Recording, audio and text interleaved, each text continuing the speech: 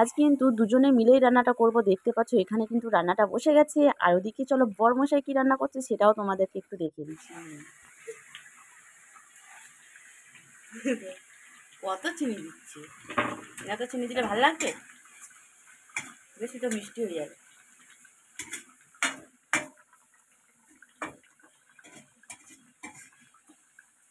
Hello everyone, good morning, welcome back to my channel Priya blog 813। তো সবাই কেমন আছো? আশা করি সবাই ভালো আছো, আর আমিও খুব ভালো আছি। তো চলে এসেছি আবার একটা নিউ ব্লগে।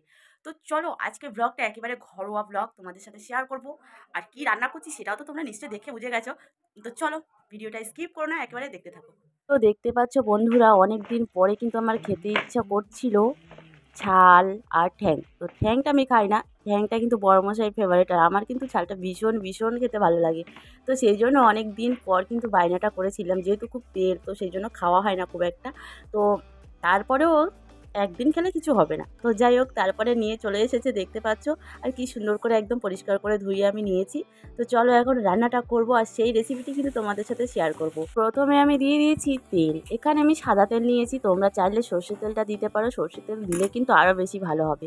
তারপরে আমি দিয়ে দিয়েছিলাম পেঁয়াজ কুচোনো, আর আমি মিক্সচারে পেস্ট করে নিয়েছিলাম আদা, রসুন, জিরে, কাঁচা লঙ্কা একসাথে আমি বেটে নিয়েছিলাম। তো সেটা এখন আমি দিয়ে দিয়েছি। তো একটু ভালো করে কিন্তু নাড়াচাড়া করতে হবে যাতে কষা কষা হয়ে যায়।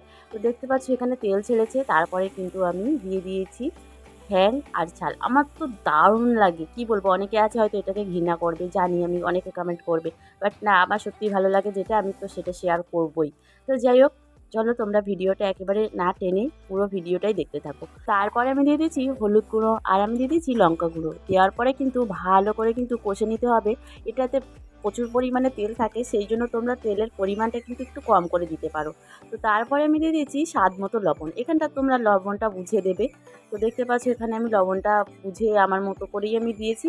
আর আমি দিয়ে দিয়েছি আলু। তো সবসময় কি হয়, আলুটা কিন্তু ভেজে মাংসের সাথে আমরা রান্নাটা করি, যেহেতু এটা ছাল ঠ্যাং, তো সেই জন্য কিন্তু নতুন আলু তো একদম গলে যাবে। তো সেই জন্য আমি কি করলাম, একদম আলুর খোসাটা ছাড়িয়ে সুন্দর করে ধুয়ে পরিষ্কার করে কিন্তু আমি দিয়ে দিয়েছি।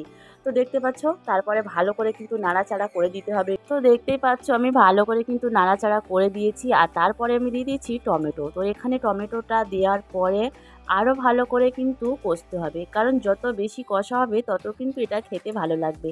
এটা চিকেন নয়, যদি চিকেন হতো তাহলে তোমরা সেক্ষেত্রে কী হতো, যে একটু বেশিক্ষণ কষলে কী হয়, সেটা শক্ত শক্ত হয়ে যেত। সেহেতু এটা কিন্তু চিকেন না, এটা ঠ্যাং আর ছাল, এটা কিন্তু কষলে অসম্ভব খেতে ভালো লাগবে। তো ফাইনালি অনেক দিন পরে কিন্তু আজকে আমি খাবো। তো সুন্দর করে চলো রান্নাটা করি, আর তোমরা কিন্তু ভিডিওটা একেবারে স্কিপ করবে না, পুরো ভিডিওটা দেখতে থাকবে।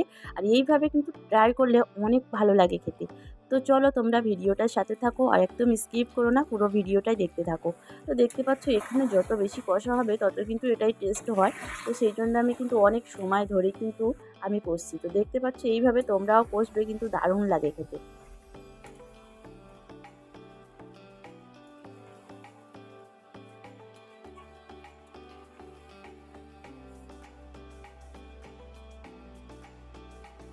তো অনেকটা সময় ধরে কিন্তু আমি সুন্দর করে কষে নিয়েছি দেখতে পাচ্ছ, আর অনেকটা কিন্তু তেলটা একেবারে বসে গেছে। তো চলো এখন কিন্তু আমি জল দিয়ে দেব। তো এখানে আমি জল কিন্তু অল্প অল্প করে দিয়ে দেব, কারণ জলটা খুব বেশি দেব না, একটা একেবারে সিদ্ধ হয়ে গেছে।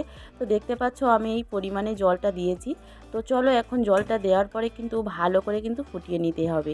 আরও একটা কিন্তু তোমাদের সাথে রেসিপি শেয়ার করব। তো দেখতে পাচ্ছ বরমশাই আজকে রেসিপিটা করবে। তো চলো তোমরা দেখতে থাকো কি রেসিপি বানাই। তো আমি সেটা দেখার আগ্রহী আছি, বাট আমি কিন্তু জানি না যে কি বানাবে। তো চলো তোমরা ভিডিওটার সাথে থাকো। দেখো ইয়ে আজকে কি বসিয়েছে কি জানি, নিজেও আমি জানি না কি রান্না করছে এখন। এই কাজু কিশমিশ এই সব নিয়ে এসছে, কি রান্না করে। তো দেখতেই পাচ্ছ বরমশাইয়ের রেসিপিটা কি হবে সেটা আমি নিজেও জানি না। আর তারপরে আমার যে রান্নাটা সেটাই আমি দিয়ে দিয়েছি গরম মশলা। তো এখানে আমি গোটা গরম মশলা বেটে কিন্তু দিয়েছি, তোমরা চাইলে গুঁড়োটাও দিতে পারো। তো দেখতে পাচ্ছ এখন কি সুন্দর কালারটা চলে এসছে। হাতা দিয়ে হাতা দিয়ে এখানে খুন্তি আছে, ও সেটা না নিয়ে হাতা নিচ্ছে। দেখি লাউ রেসিপিটা কেমন হয়। লাউ নিয়ে লাউ চালিটা, এই যে লাউ চালি বসে দিয়েছে, দেখো কি করছে, আমি কি দেখছি আজকে লাউ রেসিপি। দেখি তো লাউ রেসিপিটা সবাই দেখছে এখন কি বলে কেমন লাউ রেসিপিটা খেয়ে।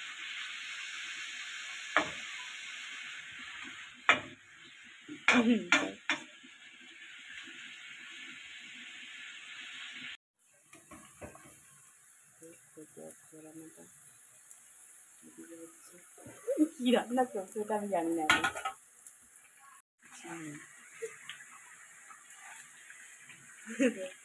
কত চিনি দিচ্ছে, এত চিনি দিলে ভালো লাগবে, বেশি তো মিষ্টি হয়ে যাবে।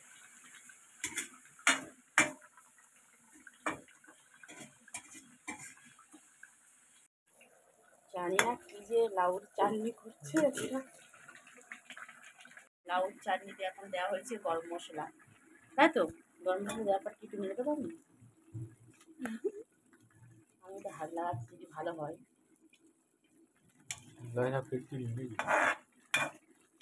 কেন আমি ক্রেডিট নিচ্ছি নাকি? আমি কেন নিতে যাবো? আমি কি রান্নাটা করলাম নাকি আমি ক্রেডিট নেবো? আমি এটা তো একদমই করিনি রান্না। কত চিনি দিয়েছিস? দেখ আমার হাতে দাও দেখি, খেয়ে দেখি কেমন হয়েছে।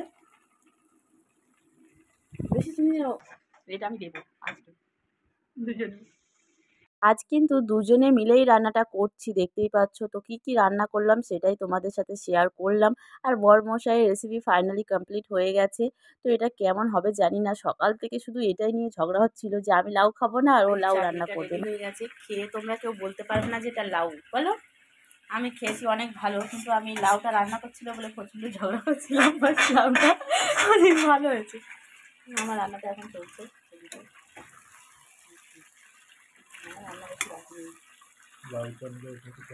আজ কি কি রান্না করলাম সেই তো তোমাদের সাথে শেয়ার করলাম। তো আজকে ব্লগটা এই পর্যন্ত। তো চলো, দেখতে পাচ্ছ এখানে আমার রান্না কমপ্লিট হয়ে গেছে।